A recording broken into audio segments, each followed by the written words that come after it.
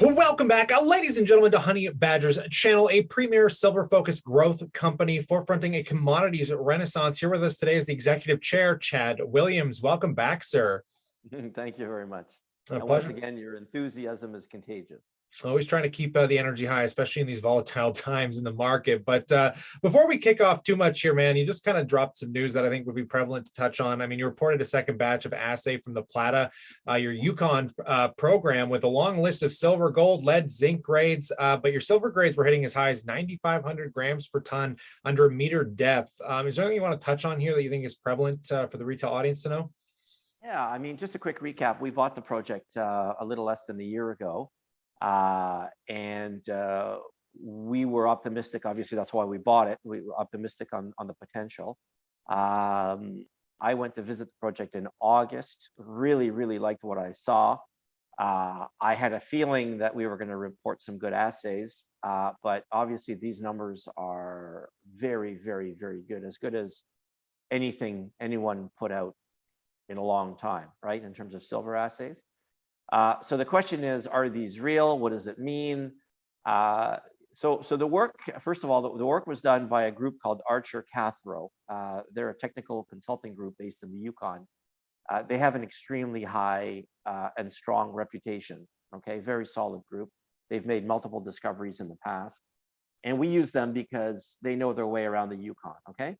And so, yeah, these are good results executed by a very good group. So they're real, and we're extremely happy and encouraged by those results. We expect more results. We haven't seen them. I don't know what they're going to be like, but the point is, there's more news coming. And then we're going to decide what is the next step. Do we continue doing surface sampling? Do we do drilling? We don't exactly know yet, but we think, I'm going to use a cliche, but we think we have a tiger by the tail here. It smelled good when I saw it. Well, it smelled good when we bought it, smelled good when I saw it, and it smells really good now. That's great to hear, man. As we kind of bleed into 2022, I mean, aside from these assay reports, is there a general time frame what you're expecting out of Q1, Q2 here? You said you're kind of just formulating some stuff, but is there any quick guidance you can offer on maybe some more results coming out or anything that we should know about? Sure, and you know, every time I'm on a call with you, I tell you the same thing, in the sense that we're extremely busy, and we continue to be extremely busy. So our thesis, our agenda, if you will, is to continue adding value on a per share basis in the silver space. Yeah. And there's only two ways to do that, really. Okay, either you find it, and I would like to think Plata is an example of a discovery of how we add value through exploration or work activities on the ground, and the only other way is to buy ounces, is to buy projects that are known but not well understood, or not well understood by the market, so we can buy them for pennies on the dollar. And we will make some announcements very shortly on that. We've been very active in 2020, as I mentioned. And we're just getting everything lined up to make sure that all the everything is formalized. But watch for some news on that front. So there's going to be some news from Honey Badger for sure. Great to hear, man. Weeks to months. Yeah. So just taking a look at the macroeconomics here, I mean, I got to ask, obviously, the markets are all over the place right now. There's a lot of fear around hyperinflation, the Fed meeting, interest rates going up, which all tends to bode pretty well for the commodities market, as most people are thinking we're heading into this next renaissance here. What are your thoughts on the current silver market, gold? Any comments you want to make there? Sure. I mean, admittedly, I have been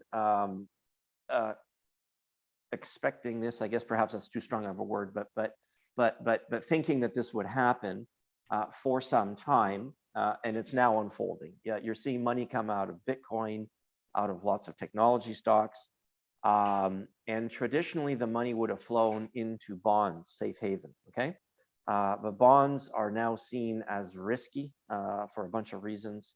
I wouldn't touch any European bond, for example.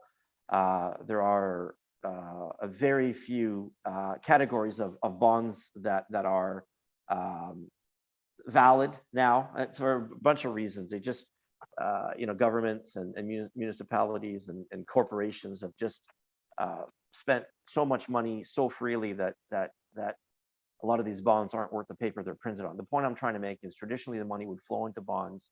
I don't think it's going to go there. It's coming out of stocks, it's coming out of crypto. I think precious metals are going to benefit greatly. And I think, we've seen some financings in the space last week. I think we're on the verge of something very special here in precious metals, commodities in general, but precious metals in particular. On that note, Chad, I definitely appreciate your time today and offering these insights. Thanks so much for coming out. Okay, thank you. Thanks again for your time. Always a pleasure. And if you guys have any questions, let us know what you think in that comment section below. Consider subscribing for that news as it comes down the wire. But in light of it, stay cool, stay awesome, and I look forward to catching you in the next one.